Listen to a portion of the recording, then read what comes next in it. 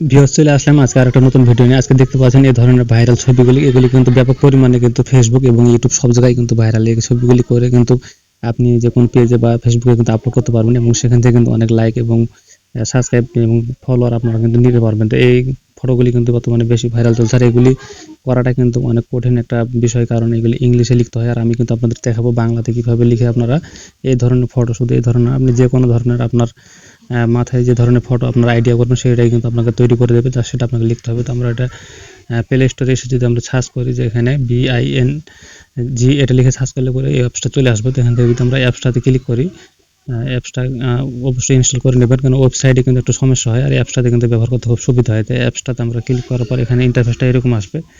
এখান থেকে আমাদের যে কাজটা করতে হবে, তার নিচে কর্নারে দেখতে পাচ্ছেন যে ডান পাশে এই কর্নারে কিন্তু অ্যাপস নামে যে অপশনটা, এখানে ক্লিক করবেন। এখানে ক্লিক করার পর এখান থেকে আপনার যে অপশনটা পাবো, প্রথমে কিন্তু এখানে দেখা যাচ্ছে 1 নম্বরে ইমেজ জেনারেটর, যে উপরে দেখতে পাচ্ছেন এই পাশে কিন্তু ইমেজ জেনারেটর, এখানে আমাদের আসতে হবে।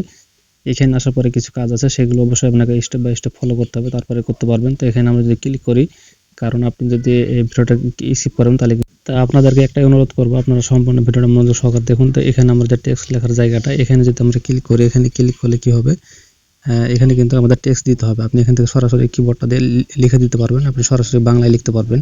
তো এখান থেকে কিন্তু আমাদের কিন্তু এই একটা পেস্ট ফন্ট কপি করে না, কিন্তু এখানে পেস্ট করে দিলাম। তো এটা জাস্ট এখান থেকে যদি আমি এখন জয়েন যে ক্রিয়েট অপশনটা, এখানে কিন্তু আমাদের ক্লিক করার পরে কিন্তু আমাদের একটা এখানে অ্যাকাউন্ট খুলতে হবে, মাইক্রোসফটের যে অ্যাকাউন্টটা, সেটা কিন্তু এখানে জয়েন্টে আমাদের ক্লিক করতে হবে। এখানে ক্লিক করলে কিন্তু অবশ্যই এই অ্যাকাউন্টটা না খোলা পর্যন্ত কিন্তু আপনি এই কাজটা করতে পারবেন না। তো অ্যাকাউন্টটা কীভাবে খুলবেন এটা কিন্তু অবশ্যই একটু মনোযোগ সহকারে আমরা দেখুন।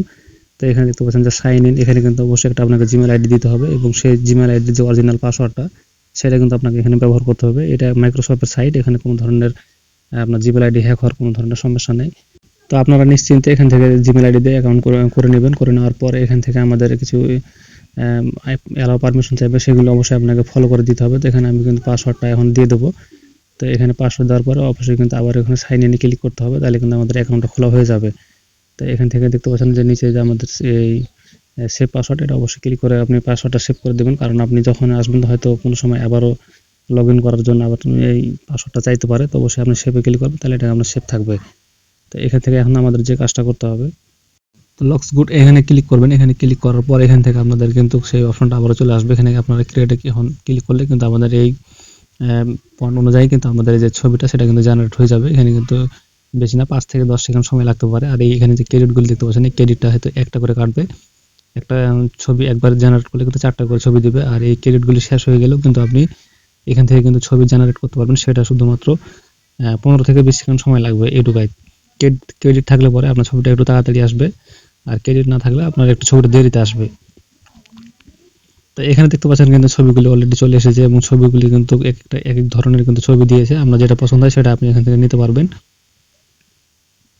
কিন্তু আপনি যদি এখানে লিখে দেন যে কার্টুন টাইপের, তাহলে কিন্তু কার্টুন টাইপের হবে। যদি আপনি লেখেন যে রিয়েলিস্টিক, তাহলে কিন্তু রিয়েল যেরকম মানুষ থাকে সেরকম কিন্তু ছবি হবে, বা আপনি যে কোনো পশু পাখি যেরকম চাইবেন সেরকম কিন্তু আপনাকে লিখে দিবে। তাছাড়া মানে ছবিটা জেনারেট করে দিবে। তাছাড়া আপনি যদি বলেন যে আপনি বাংলাদেশের যেমন গাড়ি বা বাংলাদেশের বিল্ডিং যে ধরনের কিন্তু রাস্তাঘাট আছে সবকিছু কিন্তু ওইরকম করে দেবে। আপনি একটা লোকেশন অনুযায়ী কিন্তু আপনাকে লিখে দিতে হবে।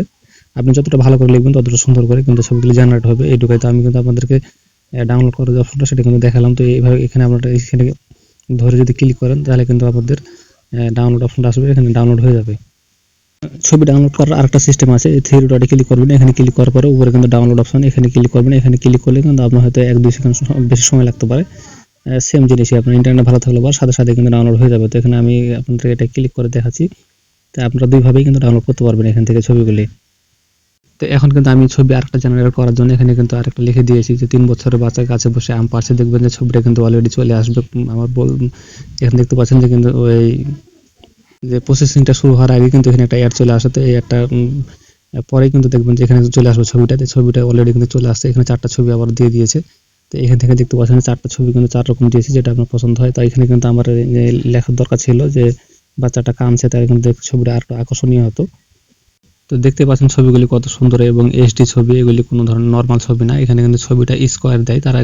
তা আপনি যে কোনো জায়গায় আপলোড করলে আপনি সেটা আপলোড করতে পারবেন, কারণ এই ছবির সাইজটা ঠিক আছে। এই স্কোয়ার ছবি আপনি সব জায়গায় ব্যবহার করতে পারবেন। তো এখানে কিন্তু আমি অনেকগুলি ছবি জেনারেট করে নিয়েছি, আর এই ছবিগুলি কিন্তু অনেক ভালো ছবি। আর এখান থেকে আপনাদের একটা আমি জিনিস বলবো যে আপনারা এই ছবিগুলি দিয়ে কিন্তু ভিডিও তৈরি করতে পারবেন, সেটা কিন্তু আপনাদেরকে এখন আমি বলিনি, কারণ এই ছবিগুলি দিয়ে ভিডিও কিভাবে তৈরি করবেন সেটা আপনাদের যদি করতে চান তাহলে অবশ্যই কিন্তু আর একটু আপনাদেরকে মনোযোগ সহকারে ভিডিওটা দেখুন। তো এখান থেকে আমি কিন্তু যদি এই ছবিগুলিতে যে টেক্সটটা লিখেছি, যে টেক্সটটা আমি কপি করেছিলাম, সেই টেক্সটগুলি কী করব, গুগল ট্রান্সলেটে যেয়ে কিন্তু ইংলিশ করে নেব, এবং ইংলিশ করার পরে আপনি সেই ইংলিশ ফন্টটা দিয়ে কীভাবে ভিডিও তৈরি করবেন ছবি দিয়ে, সেটা কিন্তু আমার অলরেডি ভিডিও আপলোড করা আছে, আপনি চাইলে সেটা দেখে আসতে পারেন। আর আজকের ভিডিওটা এই পর্যন্তই। ভিডিওটি ভালো লাগলে অবশ্যই কিন্তু লাইক দিতে ভুলবেন না এবং চ্যানেলটি সাবস্ক্রাইব করে পাশে থাকবেন।